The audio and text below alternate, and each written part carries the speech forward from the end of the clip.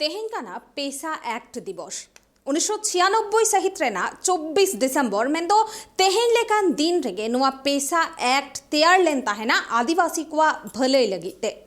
मेनखान 28 बछर हुएना एनते रेहो झारखंड पोनत रे पेसा एक्ट बांग लागू लेना और नोको इदी काते के अडी आइमा कुकली राकाब कना पेसा एक्ट लागू लेन खान आदिवासी को तिनागान भलई हुआ से नुआ पेसा एक्ट इदी काते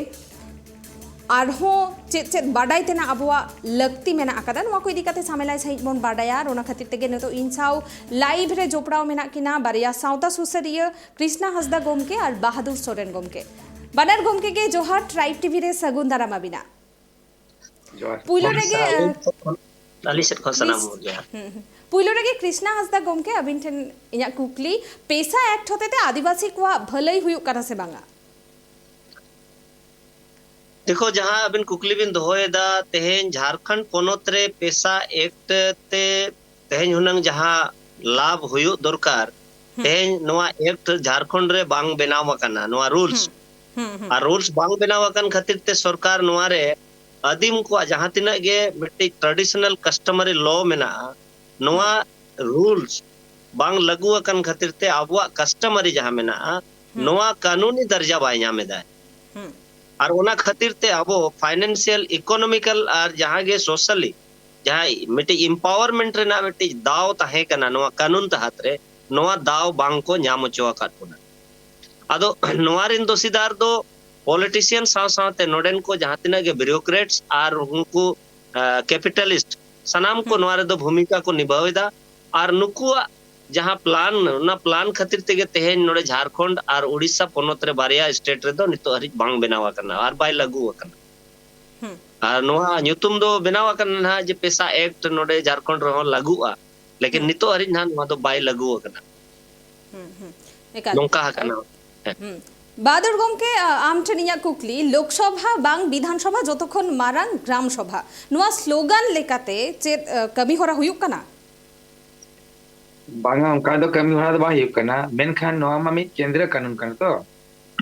नोआ भारतीय संविधान 1996 24 दिसंबर ले नोआ कानून दो को एम काम काडी राष्ट्र सला देखो ने नोआ कानून न्याम किया तो आदिवासी को तो माजी प्रकरण महाल होते तेरी रिस्पेक्ट बुझे कहते हर कुली मुचे दे ये धीरे धीरे कानून थापुन को देखो और बड़ा किया जे लोकसभा ना विधानसभा सबसे ऊंचा ग्राम सभा और अब नारा ताहे नारस के सला बीर बुरो और सादा दरा आबो आबो कुराज तरी वास्तव के नोआ कानून दो केंद्र कानून जहां हम काबुना है तो अड़ी दारे और अड़ी किते कान काबुना झारखंड सरकार सला जुड़ो लेखान दो सरी वास्तव के नितो हो जहां रूल्स बनाव लगती करना ओना रूल्स नोआ बात कराओ का जहां ते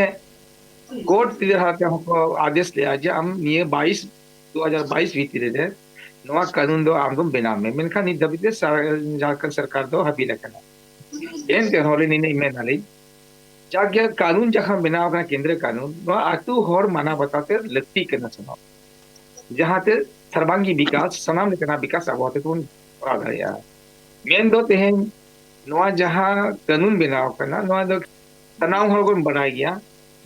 जना पांचवी क्षेत्र जहां आदिवासी क्षेत्र लगी सिंते कानून बनाव करना आनो कानून दो स्वयं आदिवासी को सर्वांगी विकास जहां ना गियु आको होते तो करा दरे आको आदो अलिंग द मेन सरी के वास्तविक केना केंद्र सरकार कानून नि दबी तो ओडे नि जाबोई झारखंड सरकार निते रूल्स बाय बनाव का कारण ते जहां कारण दिगे दे जहां पुइसर ना जहां इकोनॉमिक्स ना कथा बनो आर्थिक ना ओना विकास बांग हियो कन मेनखान दो अली पासा ते नि मेन ओना तंगी तरा दो बाय गाना ताबोना जहां कानून बन ᱧᱟᱢᱟका नोआ कानून दो ना नोडे जे प्रशासन को मिना को उनको दिसो बना बतर बनुका अमल बाको अमल या ओना ते खुद स्वयं आबो अतु राजना व्यवस्था दो स्वयं कोरा ताबोन जुदी बागोन कमिया इनेखान दो आबो ते कानून बन पुचिया नोडे अली चला जोपड़ा जहां दो कृष्णा गोंके तिकी हिना किना चलो पाले का ढेरकिन बड़ाया क्लोयारो कना किन मेनका अली दो धरा तर कमी होल कनाली समाज तला कमी होल कनाली और कमी रे ने ले हड़ा ओले नेल ᱧᱟᱢᱤया जहां नोआ धरती सीसीजीएस सीजनिया धरती रे अगिल हापड़ाम को जहाँ को बेनाव हटो कन्या व्यवस्था अबुआ जहाँ अतु दिसम को बेनाव हटो ले ओना ऑक्टो रेना ना कानून दो पेशा एक्ट बेनाव ओना रे 5वीं क्षेत्र ना कानून जहाँ 1944 खंड 1 भाग 9 रे जहाँ मेना ओना जिते धारा 4 को खो नौका धारा तो एम काते को न कमिया ना को ये मका बोला ओनाते तेहें अबो अगिल हापड़ाम को जहाँ अतुरा को बेनाव हटो का बोना जहाँ रे अब व्यवस्था अरिचरी लेख निमाचर को बनाव का जहाँ नितो अब समाज रे लुतुर कुचरा कथा को मेन का अगिल हापड़ाम को कथा ला का चाल का पद का पंगड़ का ओना हर डहार ते हेज को हिजुक कना सेन को बसनो कना तारम तारम माने माना ओना जहाँ अब कानून जहाँ हिंदी ते को ले क्या प्राकृतिक संस्कृति रूढ़िवादी आदत जहाँ को चला का उनको होरा आगे न दो कानून कना खान लुतुर कुचरा जहाँ कथा तहाय कान ताबोना रे बेदा तेज भारतीय संविधान 1996 24 दिसंबर अनरी लेका सेंते दाड़े को माबना ऑल तोड़े ओना सेंते आबो दो सनाम लेकाना अगिल हापड़ाम जहाँ को अतु दिसम को तेगन काते को तोल उड़ी लिया को लेक ने माते अरिचर को बना लिया ओना कानून मानव तो मन्यामका आदो नित हो आबोरिन मजी को सनामा समाजा कमी गया को जनाम का गोज को देगी मेनखान तेहे ओना अभिलेख बांग खातिर ते नोआ कथा सरकार सला बेसी दाबी रे बाबन हे दाड़े सरकार दो ओना माने बतावा जहाँ नेलते नेल नामो साबते साब नामो ओना बतावा आबोरिन अगिल हापड़ाम को अड़ी रकम जहाँ मजी को हिना को ताबना पानी को हिना को नाके हिना गोड़े हिना को जगबाजी मिना कुडम ना के नुको हमिति अब तेरवाना विधि व्यवस्था रे मिना ताबना अनरी व्यवस्था रे मिना ताबना इनको को चाहो खान अड़ी रकम को कमी दाड़े ताबना एनकान तेहें नासेना अबे अभिलोक को बांग दो खातिर तेना पेशा एकना अमल आबो से बाबन करा दाड़े ओनाते नारामा नारा कान ताबना यदि गुरु सदा दरा आबो आबो अतुराज मना दो कोई बको मना का बना आबो राजा आलो राज मेनखान अड़ी दुर्भाग्य ने कथा कना तेहे नेल बन तिनी नपाय अगिल हापड़ाम को अतु को तेगेन टोका अतु सिमरे ग्राम रे बेरे लहारे उनको को बाको बेरे चो को था नेल को था को मा नेले पे ओका लेकानी भोर आबो ग्राम रे बेरे कनाय रोग गनी से आजार नि जनाय उमरू ऐसे बुकरू आय नुन सुलुक रे हेना बना पासे सुलुक को रपुदाय उन का ये पूरा ग्राम का हुआ तबे जाय उन्हें अतु रे बसित नंदा मेनखान नितो तीन ग्राम सभा रे तेगे ते अतु रो को बोलो हचो को कना दोस मा आबो कना अगिल हापड़ाम का कथा जदि वो साबा उन उड़ी ताहे कना जेटा अतु नोड दो बाय दाले जहाँ 5 एकल गोमके अबिन ठेन आरो मिटन कुकली अतिन हिजु कना कृष्णा गोमके अबिन ठेन आर मिटन कुकली नोय नेतो जुदी पेशा एक्ट लागू झारखंड पोनोत रे तबे खान नोय जहाँ आदिवासी को बेरोजगारी मेना कदा एटा पोनोत रे चलाव कते कमी नुआ को की कमोआ से साव सावते आर चेद लेका लाभ हुयो आदिवासी को जुदी पेशा एक्ट नेतो लागू नो पेशा एक्ट जुदी झारखंड रे पेशा एक्ट दो सेंट्रल एक्ट कना झारखंड रे जखन हिजु शेड्यूल एरिया रे ओना दो एक्सेप्शन मॉडिफिकेशन परे ना लागू जहाँ जे रूल्स को मेनिया आदो नोडे जहाँ लेका रूल्स जुदी हुना लागू लेखान हाई कोर्ट ऑर्डर हो मेना आज बार चांदो ते लागू या ने सितंबर रे पूरा लेना इनाखान सरकार नोआरे बांग लागू रेना कारण दो हुयो कना जे टाटा कंपनी जहाँ जे लीज मेना 2025 रे चबा कना 31 दिसंबर इनाखान नोडे नोंका कना कॉर्पोरेट को बांग को चाहावेदा जे नोआ जिनिस नोआ जुदी रूल्स लागू अकन खान के मजी परगना महल अति रे हिजु पावर नितो दो एक्ट दो सेंट्रल एक्ट दो ओना दो डायरेक्ट दो नोडे दो बाय लागूआ जहां खातिर ते नोडे प्रशासन ओना बाको कमीदा अदो नोआ लगित ते रूल्स लागू लेखान मिटी स्पेशल गेजेट और नोआ डायरेक्शन जारिया जे आम दो प्रशासन दो नोआ नोआ कमिया और ग्राम सभा दो नोआ नोआ कमिया इना खान नोआ रूल्स लागू लेन खान दो ग्राम सभा पावर अबिना 36 आईपीसी जहां सेक्शन रेना पावर मेना इना खान जुडिशियरी पावर पूरा टोटली नाम किया ओना जिनिस गिना नितो बहादुर गोंके जहां मेने जे लोकसभा ना विधानसभा सबसे ऊंची ग्राम सभा ओना तो मेना गया 1997 ना समता जजमेंट रहो मेना ओना रहो ऑर्डर एम का है अदो अडिगन जिनिस रे ऑर्डर मेना लेकिन नोटिफिकेशन बांगा नोटिफिकेशन बांग खातिर ते ओना स्पेशल डायरेक्शन बनु अना प्रशासन चेक चेक कमी है ग्राम सभा चेक चेक कमी है जहां कारण ते अब ग्राम सभा और प्रशासन तलारे बार बार अड़ी धाव नया खपरिया हुयु कना और नितो जहां जे फॉरेस्ट कंजर्वेशन एक्ट 2023 बनावा कना नोआ एक्ट दो यूसीसी रेना बी पार्ट बी कना और ओना खातिर ते अब जहां तिना के राइट्स मेना ट्राइबल राइट्स आदिवासी को संविधान रे नोआ राइट्स तबे नोआ एक्ट ते नोआ फॉरेस्ट कंजर्वेशन एक्ट ते जेते चबायदा और नोआ एक्ट नितो लागू अकन खान अबिना पेसा एक्ट हो नोआते चाबाई कनाय और नोआ एक्ट जुदी अबिना फॉरेस्ट कंजर्वेशन एक्ट जहां लागू अका को नोआ आबोरिन ओकोय हो बाको चर्चायदा जे फॉरेस्ट कंजर्वेशन एक्ट हेज अकाना ते नितो हिजुक कान दिन माने जहां तिना इना बाबोन बुझावा चेना जेमन आले लेकान होड़ रोड ले बंदो अकत खान बुरु खन सकाम दतनी अगु हो प्रतिबंधोआ और ओंडे को बोलो अकन खान आबोरिन दातरोम अते या बुढ़िया अते भिंटी अते इनखान उनको ठूर इन आदेश में ना तो उन्हें खतरनाक कानून पास करना अदो आबो दो ना सरकारे चर्चाया ना प्रशासन ने ललया ना आबोरिन जहां गे नुकु जहां सिखनत में ना कोआ तोल पढ़ाओ सिखनत समाज रे को कमी करना नुकु बाको चर्चाया कोतो गन आले को नवाले चर्चा बड़ाया भाई नवा दो अड़ी खतरनाक जिनिस कना नवा दो अड़ी बाई जुतु कना समाज रे नवा लगित बन रोड़ा इनका रोड़ा है नोंका है ना ओकोय ओना बाको मेना हिंदी तको मेना ओकोय जो ना कुसिया हटो रे ओना घंटी तोलाय ओने उनका कथा है ना तेहे टाटा कंपनी खिलाफ रे अलिन छड़ा कते अलिन फास्ट नोर ने विरोध का जे नोया लीज आलो रातिया मा रिन्यूअल मा इना तेज अरे मजी परगना महल नोरे औरी को रोड़ा इना खान अभी बुझाबेन जे नोआ जुदी पेशा रूल्स लागू लेन खान आबो रोजगार नोडे बेरोजगारी जहां मेना नोआ चाबा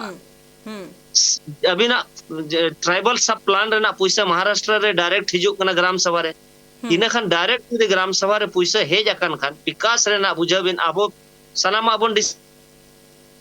दड़िया आबो रे ना माने बेरोजगार चेत ते हुयुक कना चेल करे रोजगार को चेत चेत बोन चालू लिखा नोडे आबो रेन कोड़ा लाख टका को कमाओ दड़िया नोआ आबो बोन प्लान हुनंग इना खान तेहेन दो प्रशासन आज प्लान है 76 साल खन आज प्लान है गाते रे खन बोन रे जो कना तो नोआ जिनिस के पेशा रे हुनंग ऑल मेना जे अदीम को लहा लगी दो नोआ रूल्स लागू दरकार ताकि सेंट्रल रेना फंड जहां के मेना ट्राइबल सब प्लान संचित निधि को मेना हिंदी ते नोआ पैसा हुनंग सीधा ग्राम सभा रे हिजुआ मुखिया को और एमएलए को दो ओना पैसा हुनंग बाको न्यामा तेहेन मुखिया को न्यामे ओना पैसा और आबो मुखिया ओना को एड़े कोना और आबोरेन कतोगान मजी नोआ रे दो को साइन कते उनको को एमा को कना और जहां के को जमन्यू कते को कोटावे को तो व्यक्तिगत जा लाभ होता है बाई हुयुक कना जमन्यू ते चबाई जुदी हुनंग मिट्टी मजिया लहांती हो हुयुआ एनखान चलो ले मेना बांग नोआ एक हेज अकनते नोआ नितो जेपीआर रे नोडे झारखंड पंचायत राज अधिनियम ते वोट हुयुक कना पेशा एक्ट ते दो वोट बनो ना जुदी हुनंग नोडे पेशा एक्ट लगुआ इनखान जहां लेका चेयरमैन मुखिया को नोडे आदिवासी को बेना कना टोटल नोडे दो हुनंग जेते सीट रेगे हुनंग आदिवासी और आदिवासी के शेड्यूल एरिया रे दो हुयु दरकार इनखान अली नोआ ड्राफ्ट कमिटी रे अली नितो ताहे अली आले ड्राफ्ट ले मका दे सरकार अना होम मिनिस्ट्री खनो पास सकना लेकिन सरकार इच्छा शक्ति बांग खातिर ते और आबो दबाव बांग खातिर ते आबो मा एटा एटा बोन खोजा जेमन रामदास सोरेन नितो एजुकेशन मिनिस्टर कना अदो उनी दो नितो चेत कमी है अरे सीधा सीधी लगाए मा और लगा लेखान दो नोई एकदम नितो कमी है जे आम मणंग स्थानीय नीति नियोजन नीति बनावा तबे तो बहालिम को अदो नोई मेरा 10,000 मास्टर बहाली ओका लेकम बहाली को भाई दुआर रे आमा तम खिड़की दरवाजा के वाम लगावा का अरे मैंने नोडे ओड़ा रे ताहेना जेते बाको कुमड़ुया ओना हालत हुई कना तेन झारखंड रे बिना नीति तेगे जेतिया कमी चला कना और आबो ओना रे बाबन बुझावा ना स्टूडेंट आबोरेन छात्रों को बुझावा ना बुद्धिजीवी को बुझावा इनखान अपनार किचुगान होड़ बिन बुझावा और बाबिन बुझाव दाड़िया को कना माने को मेना नुकु को पगला हकना रोड़ा को विरोध को सवाल ओना दो बांग 76 बछर रे लहांती चिदा बाय हुई लेना आदिवासिया इया सवाल नोआ कना कानून बेना नपाय लगी लेकिन नपाय लगी बेना तुलुई रहो आदिवासी लहांती चिदा बांग सवाल नोआ हिजु अदो ओनाते नोआ एक्ट दो बाय खरापा लेकिन रूल्स बाय बनावा काते तेहेन नोडे लागू बाय हुयुक कना और लागू बायंग लागू कांते सेंट्रल फंड डायरेक्ट ग्राम सभा बाय हिजुक कना जहांते बेरोजगारी और पलायन जहां अदर स्टेट को चला कना कमी लगी बाहरे नोआ को बाय बंदो कना और आबो ना जहां के माइन सब मिनरल को जहां के नोडे तेहेन लीज को हतावेया बाहरे रिन होड़ ओना हुनंग आबो ग्राम सभा को हतावा इना खान इकोनॉमिकल अडी बन डेवलप किया हुनंग मित शर्मा रे हुनंग आबो अतुरेन अडीगान कोड़ा को लाखपति करोड़पति को बेना लेकिन नोआ एक बांग लागू अकनते तेहेन दो बाहरे रेन ठिकादार अबिना नोआ मिटे अतुरे कुल्ही रे ओना डहार बनाव लगी न हो दिक्कू को हतावेया